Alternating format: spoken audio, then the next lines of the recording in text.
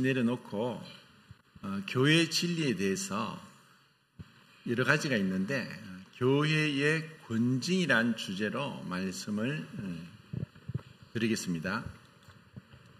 하나님께서는 이 교회를 하나님의 교회, 예수 그리스도의 교회라고 하셨고 또 이 음부의 권세가 이기지 못하리라라고 말씀하셨습니다. 그리고 교회에 대한 여러 가지 표현 중에서 이 교회는 예수 그리스도의 몸이다라고 말씀을 하셨습니다. 이미 예수님은 사망 가운데서 부활하시고 또 성천하시고 또 하나님 보좌 우편에 계십니다. 그런 예수님께서 하늘 보좌에 계심에도 불구하고 이 땅에서 예수 그리스도를 믿고 거듭난 자들이 모인 곳을 교회라고 하고 그것은 주님의 몸이라고 했습니다. 사울이 다메섹 도상에서 예수님을 믿는 자들을 핍박했을 때 그 대낮에 하늘에서 들려온 소리가 사울아 사울아 왜 네가 나를 핍박하느냐. 그때 사울은 놀라운 깨달음을 얻게 됩니다. 이것은 우리에게도 마찬가지입니다. 이 교회가 예배당 건물이 교회가 아니라 예수 그리스도를 믿음으로 거듭난 자들의 그 모임이 교회라는 것을 다 알고 계실 것입니다. 그런데 이 교회에서는 하나님께서 맡긴 일이 여러 가지가 있습니다. 먼저는 믿지 않는 자들에게 복음을 전하라고 하는 복음을 선포하는 역할을 맡겼습니다.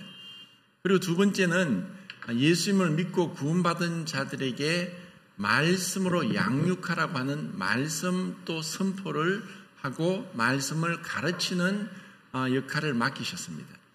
그리고 또 우리가 매주마다 뜻과 잔을 두고 예수 그리스도의 죽으심과 부활하심과 다시 오심을 전하는 만찬 예배를 드리라고 말씀을 우리에게 맡기셨습니다. 그리고 또 예수님을 믿고 거듭난 자들에게 아버지와 아들과 성령의 이름으로 침례를 주라고 하는 그 역할을 이 교회 성도들에게 맡기셨습니다. 그리고 또 하나 더 있다면은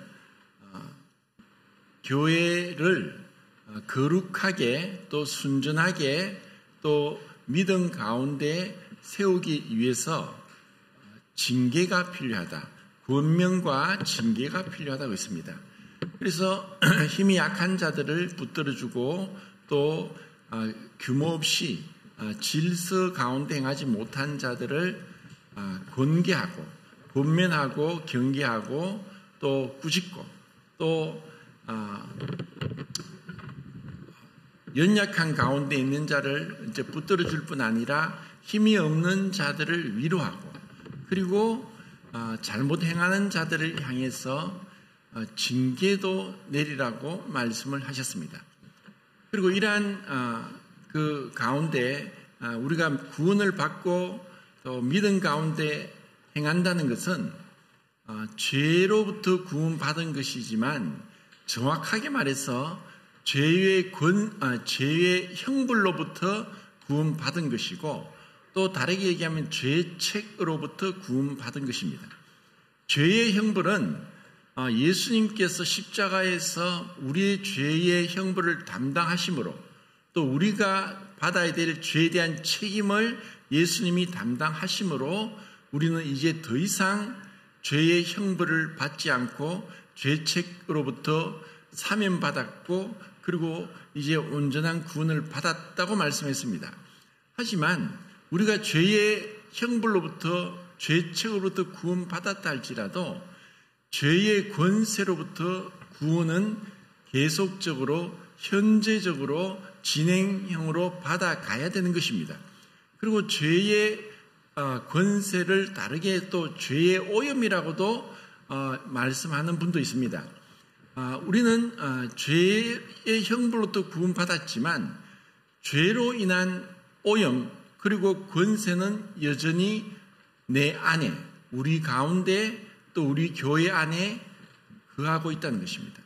그런데 이러한 죄의 오염과 죄의 권세가 너무 크게 드러나고 또 이것이 하나님의 거룩한 교회를 훼손하고 하나님의 그 영광을 더럽히게 될 때는 반드시 하나님께서 징계를 내리라고 말씀하셨습니다.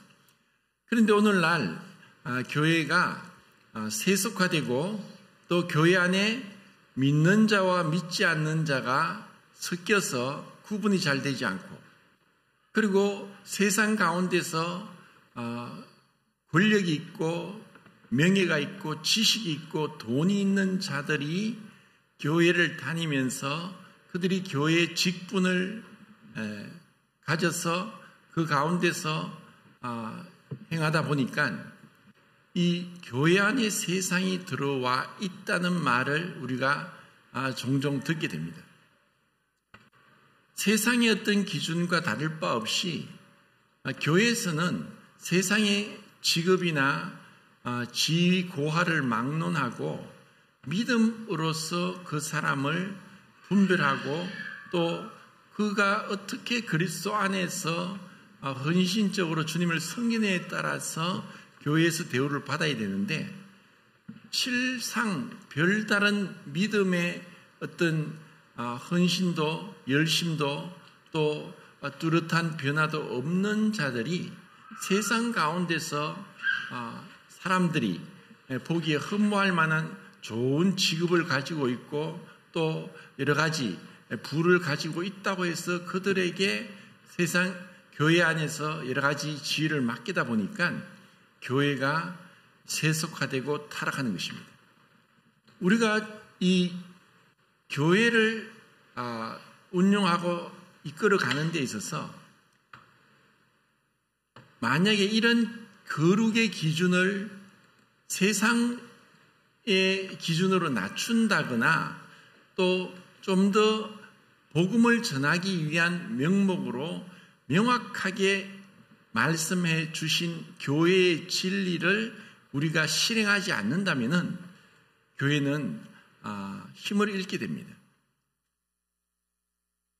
사도행전 20장을 한번 보겠습니다. 사도행전 20장 28절부터 32절까지.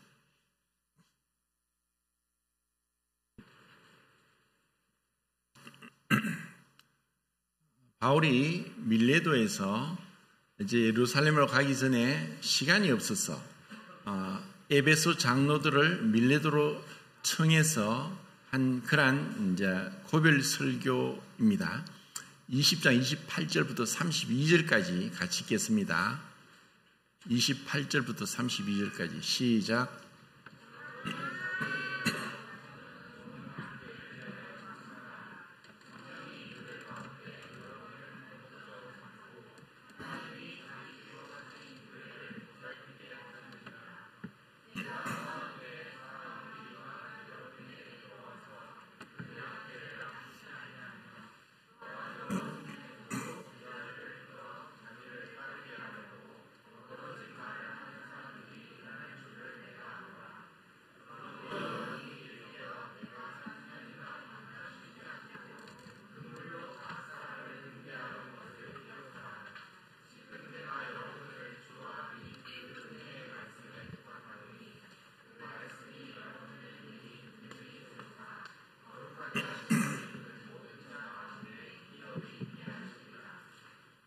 예, 이것은 예언적인 말씀이고 또 바울이 성령의 충만함을 입어서 앞으로 이 교회가 이 에베소 교회뿐 아니라 전 세계 모든 시대에 나타날 교회에게 어떠한 일이 있을 것인가, 흉악한 일이라고 표현을 했습니다.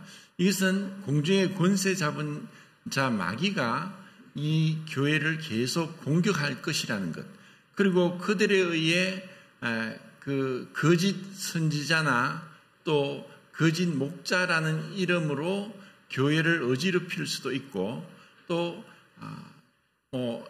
여러 가지 이제 문제를 일으킬 수 있는데, 이러한 자들이 교회에 들어올 것에 대해서 예언을 했습니다.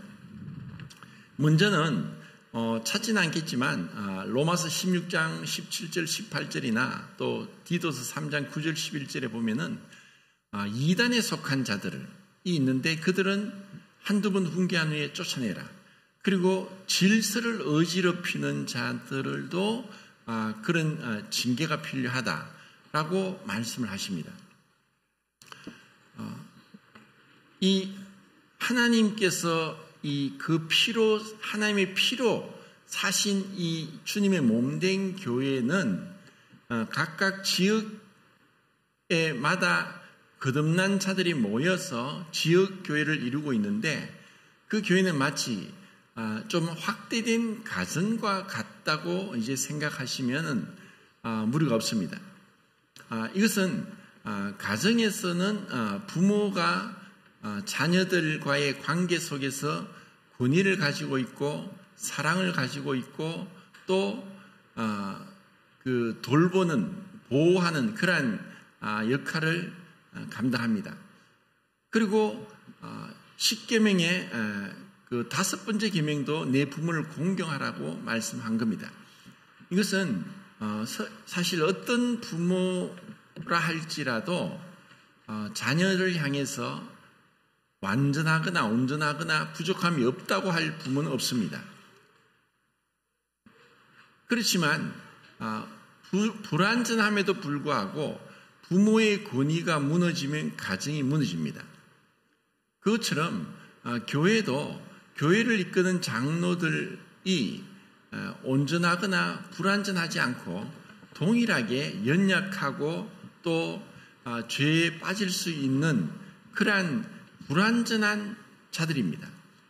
그렇지만 그럼에도 불구하고 이런 교회에 인도하는 장로들을 향해서 권위에 대적하면은 그것은 교회가 무너집니다. 이것은 굉장히 중요합니다. 그래서 어떤 교회가 성장을 하지 못하고 계속 문제 가운데 있는 것은 교회 안에서 구원받았다고 하면서 형제라는 이름으로 또 어떤 다른 여러 가지 이유로 계속 권위를 향해 회방하고 대적하고 또 태클을 거는 이러한 교회들은 성장을 하지가 못합니다. 이러한 것에 대해서도 참 주의가 필요합니다. 그리고 또 교회의 문제는 뭐냐면은 잘못된 그 교리 그리고 거짓 복음에 넘어갈 수도 있다는 것입니다. 이것은 구원받았지만 아직까지 성숙하지 못했기 때문에 그 잘못된 교리에 빠질 수 있습니다. 이단적인 요소가 있는 교리에 빠진다고 해서 그들을 다 구원받지 못했다고 한꺼번에 치부해서는 안 됩니다. 왜냐하면 우리는 다 불완전하고 연약한 자이기 때문에 잘못된 성경의 교리를 듣고 그런가 해서 빠질 수 있습니다. 하지만 정말 주님께서 구원받은 자들은 잘못된 길로 빠질지라도 언젠가는 돌이킬 수 있는 은혜를 주시고 또 늘 말씀하시고 책망하시고 교훈과 책망과 바르게함과 의로 교육하시면서 우리를 주님께로 이끌어 주신다는 것이 성경의 말씀입니다. 그런데 이런 잘못된 교리를 가진 교회가 또 초대교회에 있었죠. 갈라디아 교회입니다. 갈라디아 교회는 성령으로 시작했다가 육신으로 마치겠다. 어리석도다 갈라디아 사람들아 라는 책망을 들었고 바울의 서신서에서 유일하게 감사에 대한 언급이 없는 교회가 갈라디아 교회입니다. 그것은 갈라디아 교회가 다른 복음, 결국 율법주의를 받아들임으로 인해서 감사할 수 없었던 그 교회가 갈라디아 교회였습니다. 이런 잘못된 교리에 빠질 수도 있다는 것을 우리는 경계를 해야 됩니다. 그래서 우리가 세상에서도 성공하고 주님 안에서도 성공한다고 하는 것은 쉬운 것이 아닙니다. 우리는 이미 세상 하나님으로부터 분려냄을 받아 거룩한 하나님의 교회의 지체로 접붙임을 받았기 때문에 세상에서는 우리가 각자 주어진 역량대로 살아가면 되지만 우리 모두는 동일하게 그리스도 안에서, 교회 안에서 성공적인, 성숙한 또 온전한 신앙생활을 해야 됩니다.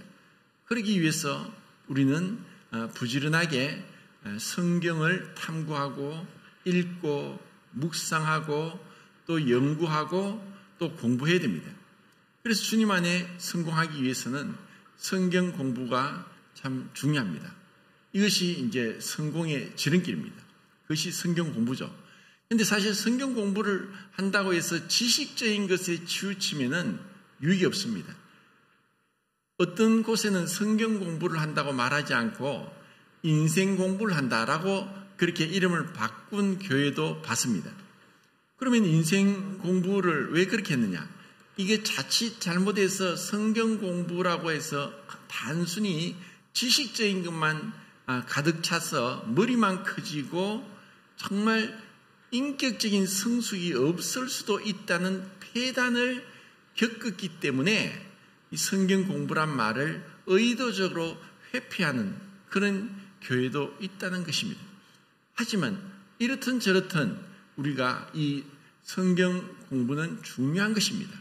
우리가 성경을 통해서 하나님을 알고 그리고 성령의 충만함을 받고 성령의 인도를 받고 성령이 가르치심과 성령의 그 이끄시는 성령의 그 뜻 가운데서 우리가 주님을 향해서 자라갈 수 있기 때문입니다. 그래서 성경 공부는 참 중요합니다. 그리고 또 하나 교회 안에서 교회의 권징이 필요한 것은 도덕적인 잘못을 한 성도들에 대해서 명확하게 하나님께서 말씀하고 있다는 것입니다. 자, 그것을 고린도전서 5장을 통해서 보겠습니다. 고린도전서 5장 이제 우선 1절부터 5절까지 읽겠습니다. 고린도전서 5장 1절부터 5절까지 시작. 너희 중에 심지어 음행이 있다 함을 들으니 그런 음행은 이방인 중에서도 없는 것이라. 누가 그 아버지의 아내를 취했다 하는도다.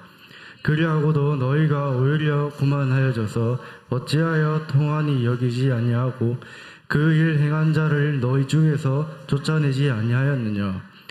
내가 실로 몸으로는 떠나 있으나 영으로는 함께 있어서 거기 있는 것 같이 이런 일 행한 자를 이미 판단하였노라. 주 예수의 이름으로 너희가 내 영과 함께 모여서 우리 주 예수의 능력으로 이런 자를 사탄에게 내주었으니 이는 육신은 멸하고 영은 주 예수의 날에 구원을 받게 하려 함이라. 사도 바울은 2차 전도 여행 때 그 아덴을 거쳐 고린도에 갔고 그곳에서 18개월 머무르면서 복음을 전했고 많은 군의 역사가 일어났습니다. 그리고 그가 다시 이제 에베소로 있으면서 고린도 교회에 여러 가지 문제가 있다는 얘기를 듣고 편지를 쓰게 됩니다.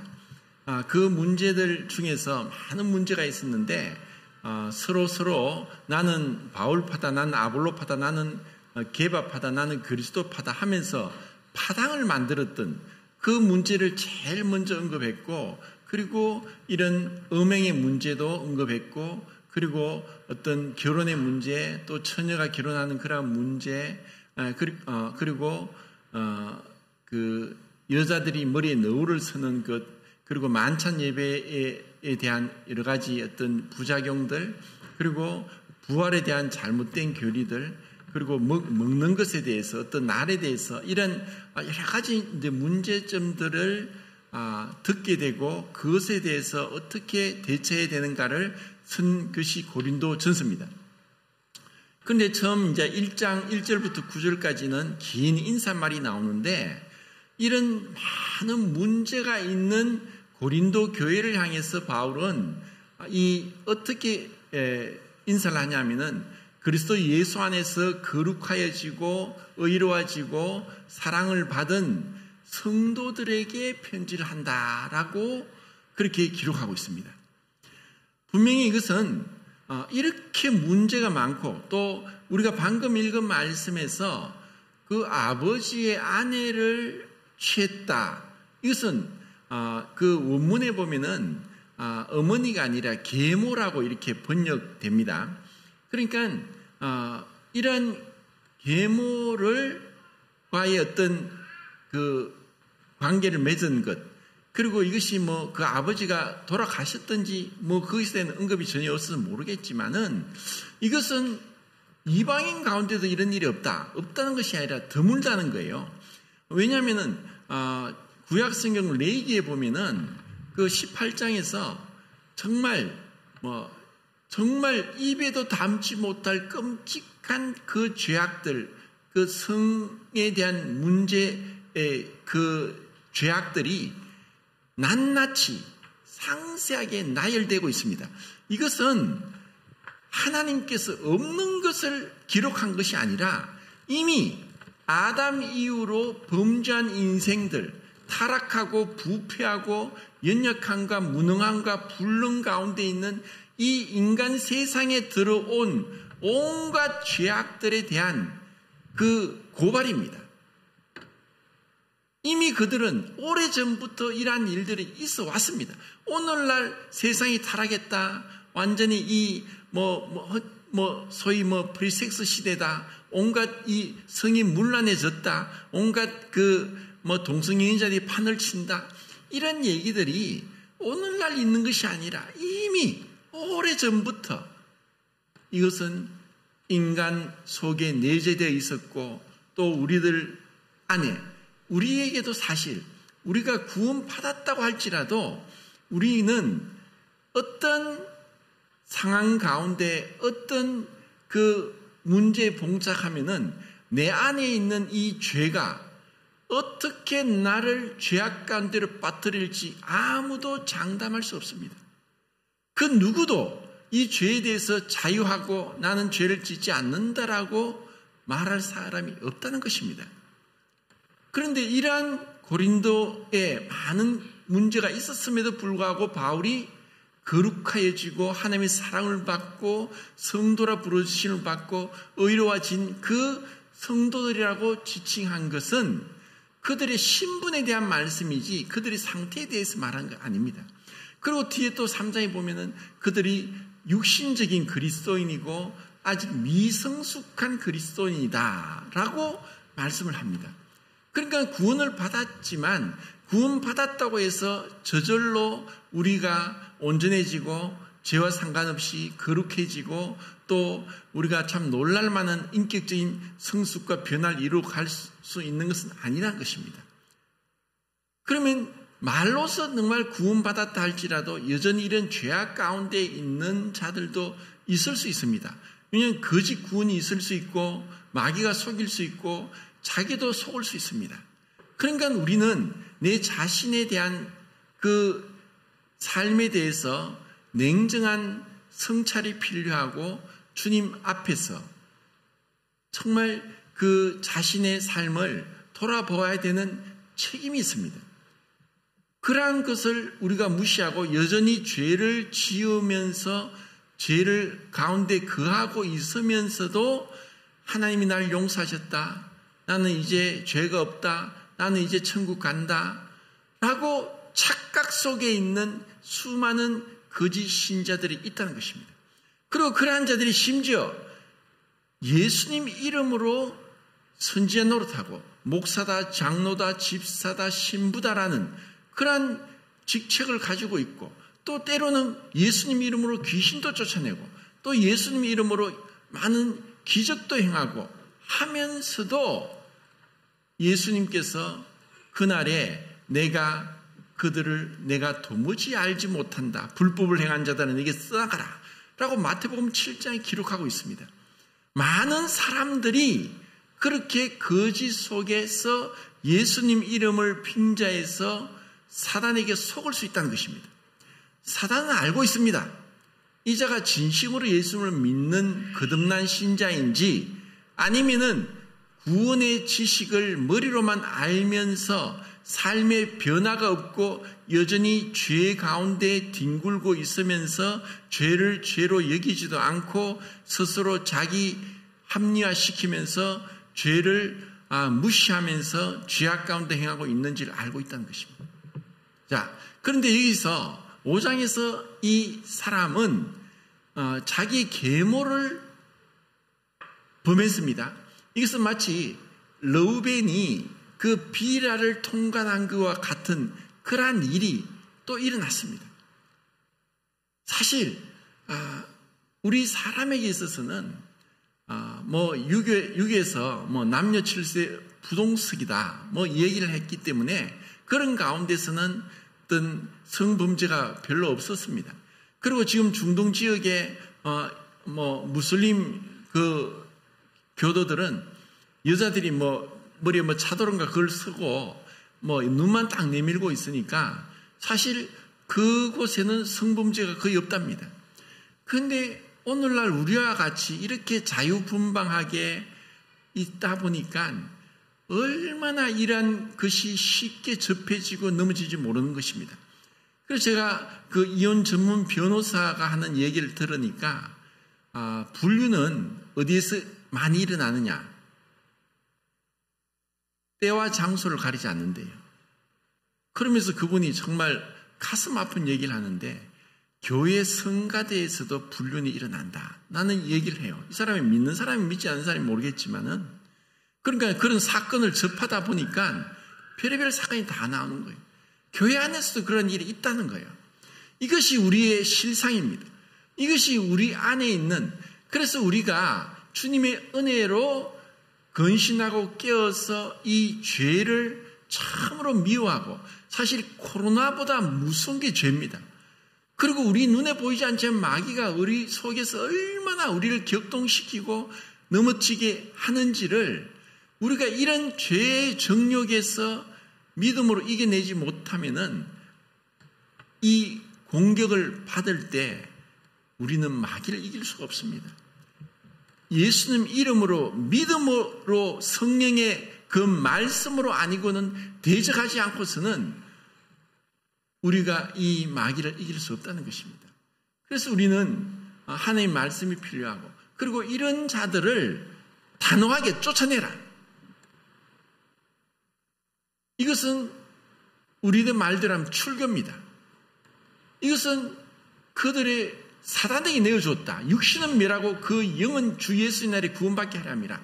이 굉장히 난해 구절인데, 이 말씀은 이 교회는 사실 우리가 보호를 받는 곳입니다. 우리가 알게 모르게 교회를 우습게 보고 교회를 그냥 내가 오고 싶으면 오고 가고 싶으면 가고 그런 사람들이 들어있지 않습니까? 그냥 혹 가다가 몇 년 만에 다시 연락 와서 교회 나온다고. 사실 교회는 문턱이 없죠. 그러니까 오겠다는데, 그렇다고 자기가 그전에 구원받았고 침례도 받았는데, 그런데 오겠다는데 오지 말라고 하지 못하지 않습니까? 그런데 그들이 교회를 떠나서 세상 가운데서 무슨 죄를 짓고 무슨 온갖 그 악행 가운데 있었는지 어떻게 알겠습니까? 심지어 교회를 열심히 나오고 또 봉사하고 헌신적으로 은사를 가지고 섬기고 있다 할지라도 그들이 죄악 가운데 넘어질 수 있고 죄를 범할 수 있다는 것입니다. 죄가 무엇이라고 했습니까? 많은 걸 얘기하지 4가지가 아닌 것 했죠. 첫 번째, 겸손하지 못하고 교만한 것. 두 번째, 정직하지 못하고 거짓된 것. 세 번째, 사랑하지 못하고 미움 가운데 있는 것. 네 번째, 연합하지 못하고 다투고 분리하는 것. 이게 죄라는 거예요. 그런 교회를 다니면서도 이럴 수 있다는 것.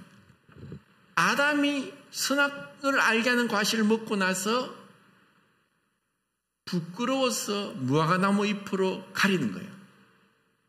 이것은 굉장히 중요한 거예요. 누가 원래 하나님 우리를, 모든 동물들은 털을 주셨어요. 그래서 털로 다 가리는 거죠. 근데 사람은 털이 없죠. 뭐 필요한 곳에만 있어요. 그것도 다 하나님의 오묘한 계획 가운데 있는 거예요.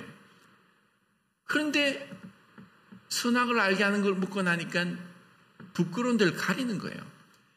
이것으로 인해서 지금도 사람들은 가리는 거죠. 뭐냐면 거짓말, 거짓. 사실 우리나라 사회는 이 거짓을 굉장히 쉽게 얘기하는데 기독교 국가인 미국에서는 거짓 증언보다 더 큰 죄가 없다고 할 정도로 거짓 증언은 굉장히 무서운 처벌을 받습니다.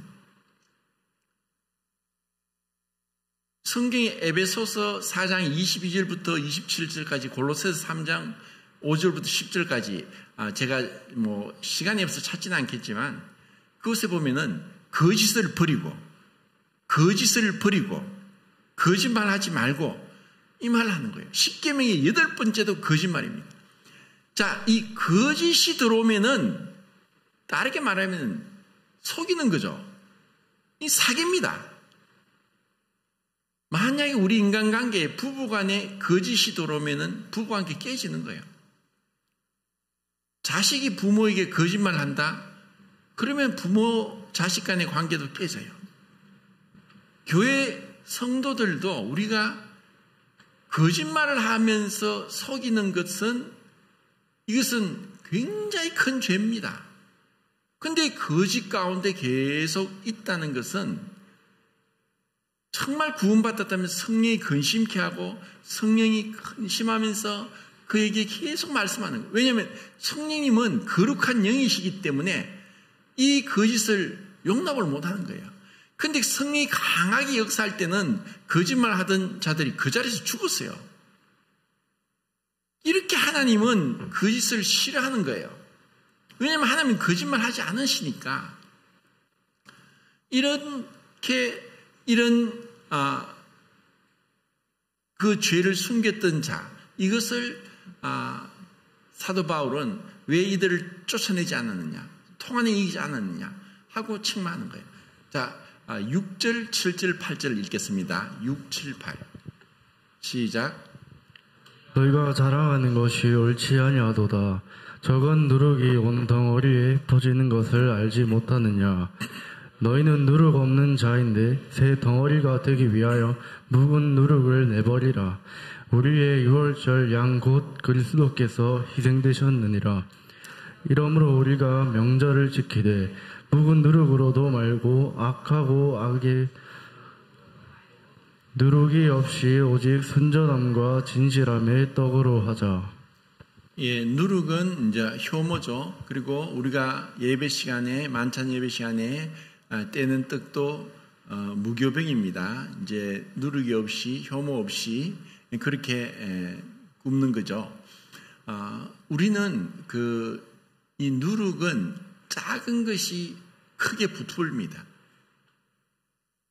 이 죄는 이 누룩과 같아서 부풀리는 거예요.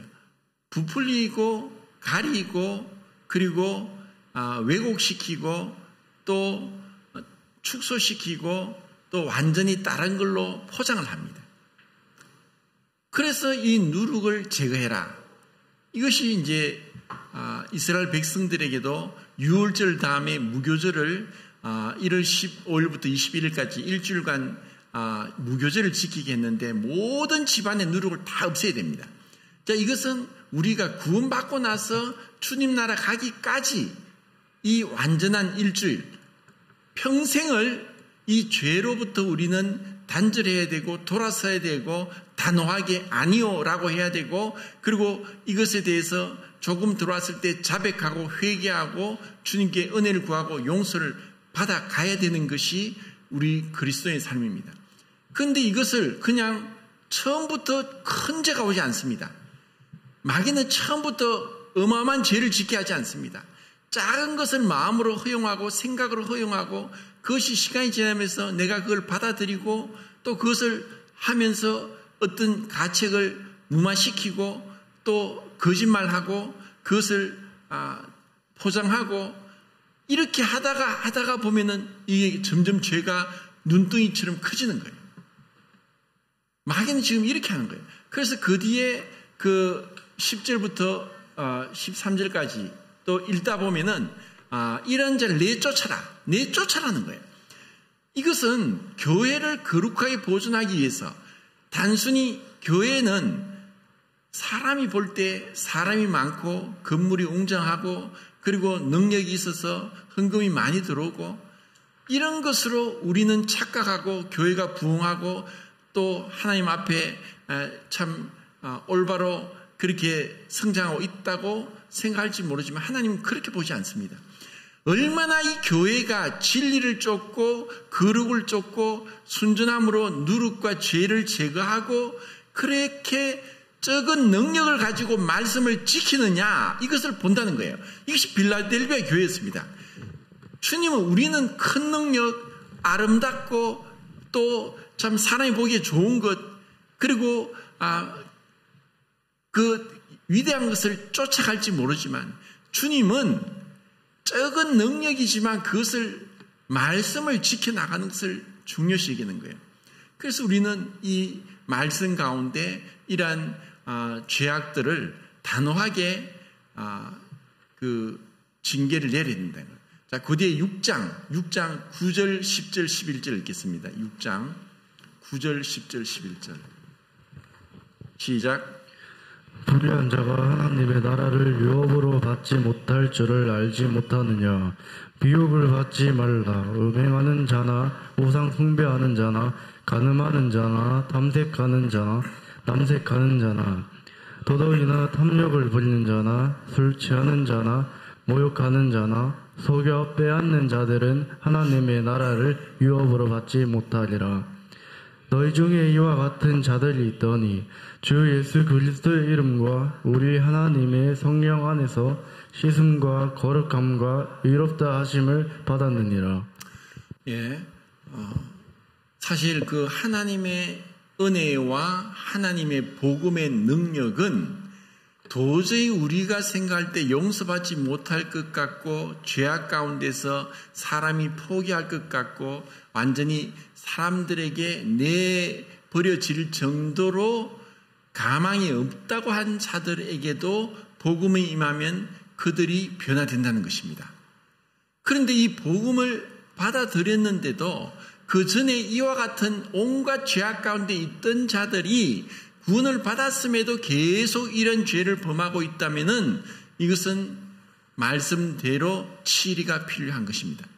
그래서 단호하게 징계가 내려지는 것입니다. 자, 그러면은 우리에게 이제 이런 그 죄가 있으면은 이것으로 인해서 이것을 남의 일 구경하듯이 쉽게 얘기하고 수근거리고 비방하고 또 그것을 판단하고 정죄하고 할 권한은 사실 없습니다. 왜냐하면은 우리도 그렇게 죄를 범할 수 있는 불완전하고 연약한 자이기 때문입니다. 그렇다고 해서 그것을 용납하라는 것은 아닙니다. 그렇지만 단호하게 징계가 필요하지만 이것은 정말 그들이 구원받았음에도 불구하고 이런 죄 가운데 빠질 수 있다는 것을 우리가 알게 될 때, 그리고 처음에 제가 교회가 뭐라고 했습니까? 주님의 몸된 교회라고 했죠. 주님의 몸된 교회는 내 몸의 지체라는 거예요. 그래서 고린도서 12장에 가면은 만일 한 지체가 고통을 당하면 모든 지체가 고통받고 한 지체가 영광을 받으면 모든 지체가 영광을 받는다.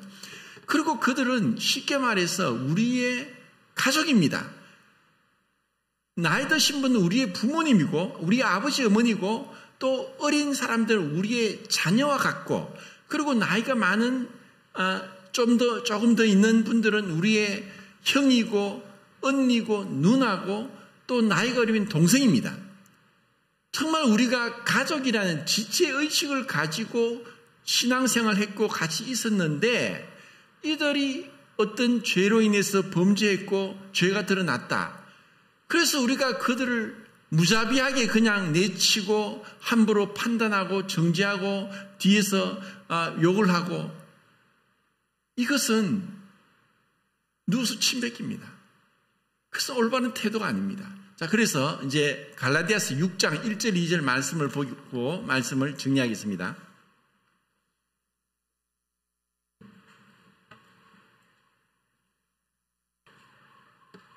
갈라디아 6장 1절 2절 읽겠습니다. 시작.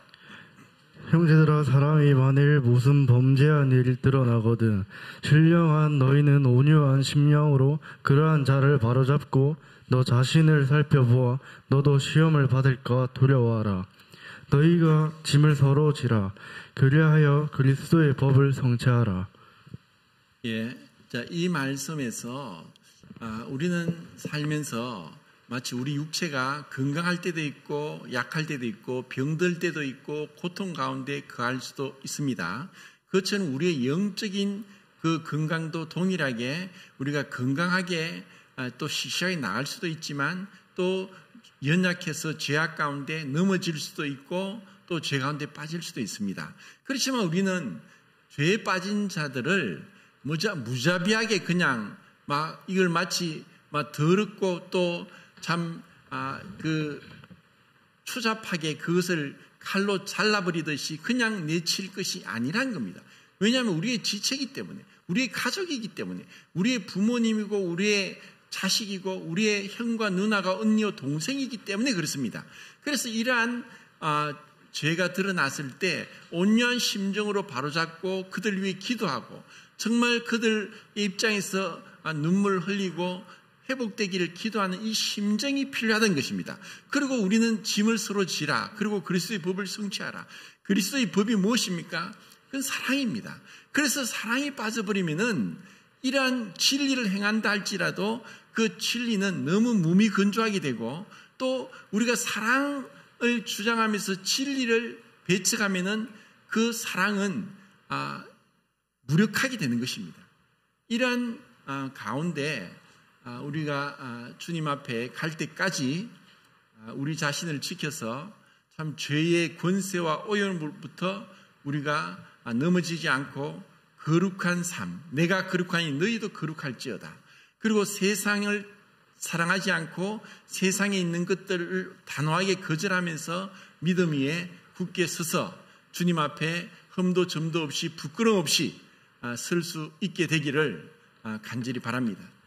이상 말씀을 마치겠습니다.